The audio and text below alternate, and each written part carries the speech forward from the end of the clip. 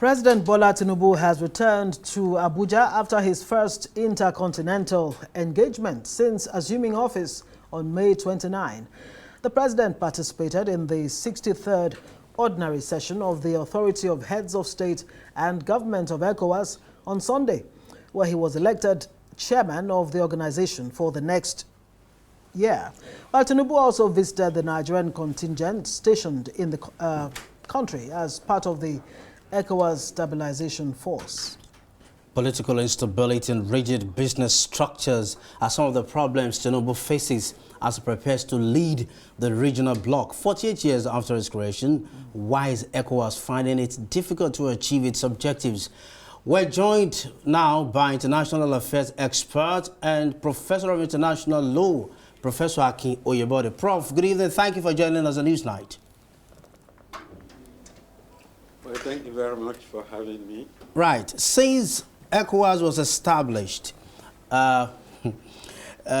we've had series of chairmen leading the bloc, and then the bloc is faced with series of challenges as we speak. Now, a lot is expected from President Bola Tinubu as he takes over the mantle of leadership of ECOWAS.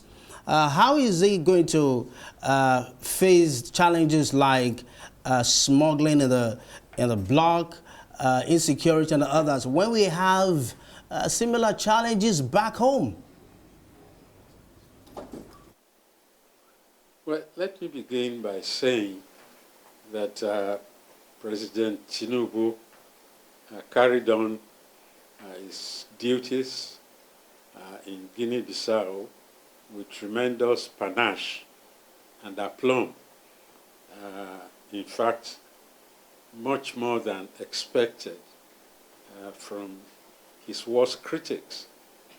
It was his first outing in ECOWAS, and I think he gave a good impression of himself and of the country. Leadership is cultivated. It's not something that you are born with. But President Tinubu, from the coverage that I saw on TV, left no one in doubt that he was capable to play the role of President of Nigeria and leader of ECOWAS.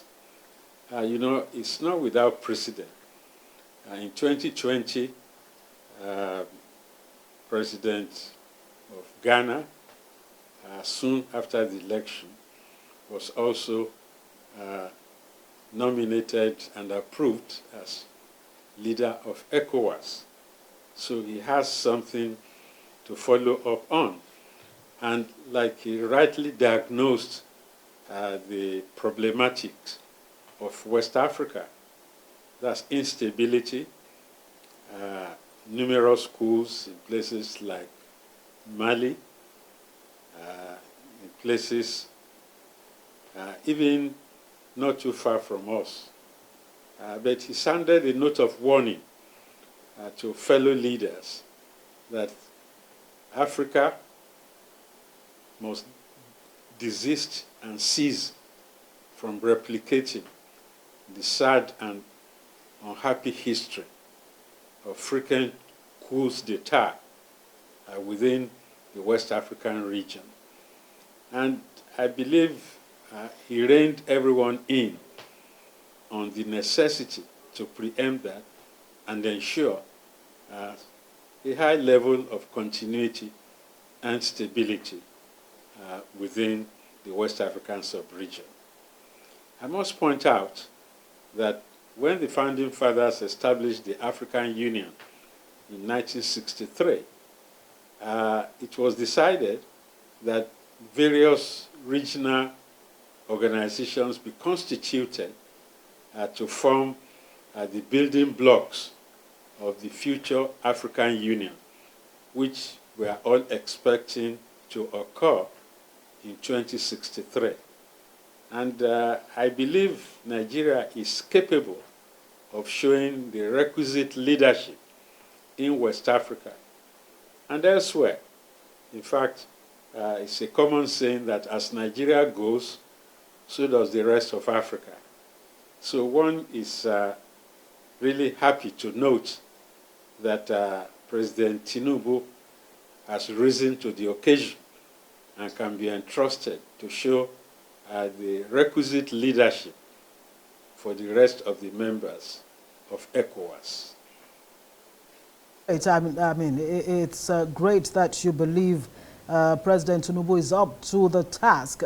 Definitely why Ecowas members have made him chairman for the next 1 year. But 48 years after, the Ecowas objectives, would you say that they have been met largely, especially when you compare with the European Union that's been around, about 18 years less than ECOWAS, about 30 years more or less. Regional integration, free movement of people, ECOWAS economic union, and of course to foster relations among member states. Would you say that ECOWAS really has lived up to the billing? Well, that's a very important question. You want me to put an assessment or to do a scorecard on the activities of ECOWAS. Definitely, it will be an enemy of truth who will say that ECOWAS has achieved most of the goals set for it. There are problems in life, and part of life is solving those problems. The question of economic integration will take quite a while because the prerequisites are yet to be achieved. The Trans-ECOWAS Highway is yet to be completed. The same thing with the railway system to unite all ECOWAS countries. Not to talk of the ceaseless and, shall I say, less problematic interaction amongst ECOWAS citizens. We don't have a common currency yet, but I think we've done a lot in stemming the tide of contradictions between and among ECOWAS member states. I don't think there's a magic wand or a silver bullet that will result in the full integration of the West African sub-region. If you look at examples of other RECs, that's regional economic communities, say in the Maghreb, in North Africa, in Central Africa, in East Africa, and also Southern Africa, the SADC, we are all trying as best as we can to reduce the problematics of integration. Europe has an advantage. They started way back in the 50s. 1957, the Treaty of Rome has an advantage over the Lagos Treaty in 1975. And so we must be optimistic in order not to throw away the baby with the bathwater. There are difficulties, no doubt, but we strive to our utmost to reduce the impact of these difficulties that confront the ECOWAS country. Things like a common currency, things like common citizenship, a common passport. We still have problems of integration along those lines. But I want to see myself as an unrepentant optimist in terms of the dreams of the founding fathers like General Gawan and the others who saw the need for having something like ECOWAS.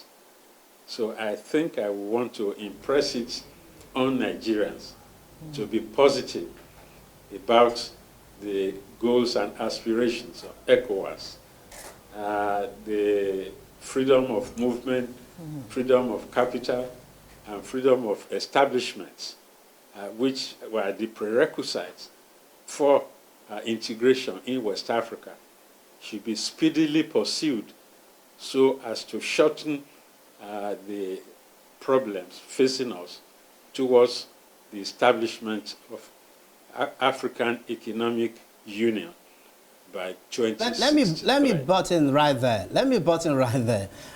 You've spoken extensively about your assessment of the bloc and its performance so far. Let's talk about economic partnership, how we can raise trade and investment within the bloc.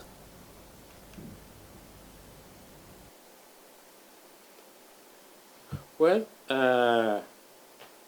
we are thinking of having a customs union as a prerequisite towards economic integration.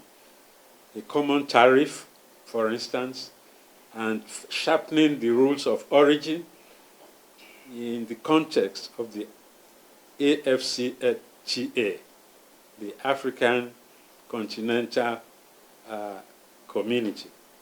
You know, the headquarters of AFCTA is in Ghana, and many of us are thinking big in terms of what we need to do economically and otherwise to speed up the movement towards African economic integration. If you look at Nigeria, for instance, we've had subsidy of petroleum products removed, and that has had deleterious consequences. Maybe they are unintended, but consequences very harsh on countries near us, like Benin Republic, like even Burkina Faso. I don't want to talk about Cameroon, but definitely all these things carry an exorbitant price. There has to be sacrifice, and that's why I think the arrival of President Tinubu on the scene is going to have a catalytic effect on the goals and aspirations of West African integration. I'm very optimistic, as I said previously, that if we can make the necessary sacrifices, it's not an unattainable goal. I think it's doable. We don't need to be copying Europe all the time. In 1975, we were looking at Europe as an example. They have Schengen, they have all sorts of things. But I remember that about 6 years ago, I was invited by the African Union to draft a treaty on collaboration and establishment of economic integration within Africa. I shuttled between Lagos and Addis on a number of occasions, and eventually the treaty which I drafted for Africa was adopted. And so maybe it's too late to convince me otherwise, that we should not put whatever we have on the line to ensure that we attain the goal of continental unity. We are beginning with some difficulty in West Africa and in other areas of Africa to reduce the ramparts in Africa to ensure that ultimately we have an African continental union. So I think optimism should not be a scarce commodity. Absolutely. I mean, you are an eternal optimist from all indication. And you've said rightly so that Nigerians should remain optimistic about the benefits. But let's talk about Nigeria's benefits, really. I mean, a lot of people actually say that after, for example, that Nigeria, at the end of the day, is at the receiving end, getting the short end of the stick, that not much benefit really comes to Nigeria. How can Nigeria cash in or, better position herself to ensure that belonging to this, regional body is mutually beneficial? Well, don't forget that Nigeria is the largest concentration of black people in the world. It used to be said that 1 out of every 5 Africans is a Nigerian. I know we don't have a correct census. We just have guess estimate of the population of Nigeria. But any way you look at it, Nigeria is perhaps the most important African country. And if gold rusts, what should iron do? We should do our best to increase our industrial potential There are all sorts of things crying to be done in Nigeria. And if we can get our act together, build our industrial potential, and render assistance to less endowed African countries, I think Nigeria can pull it off. You can see the excitement at Guinea-Bissau when President Tinubu assumed the leadership, as I said, with aplomb, with applause, and with a high sense of optimism.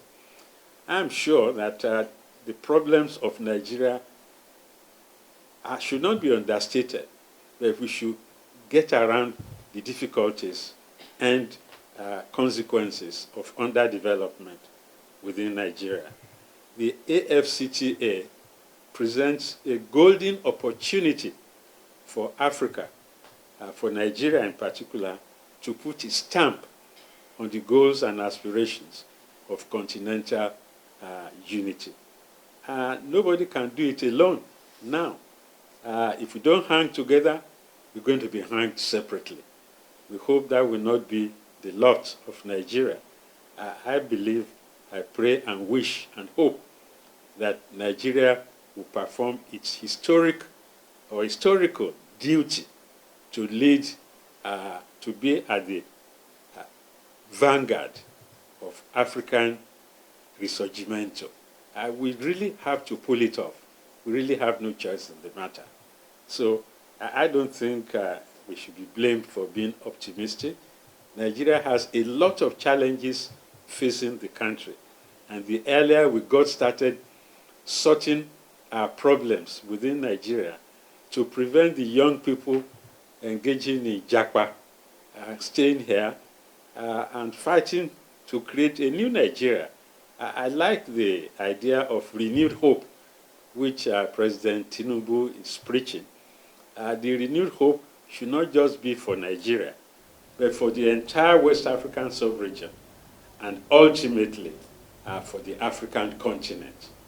Yes, Amazing. indeed, and it's it's an excellent place to live it. Professor Akin Oyebode is a professor of international law. Thank you so much for your insights and joining us on News 99.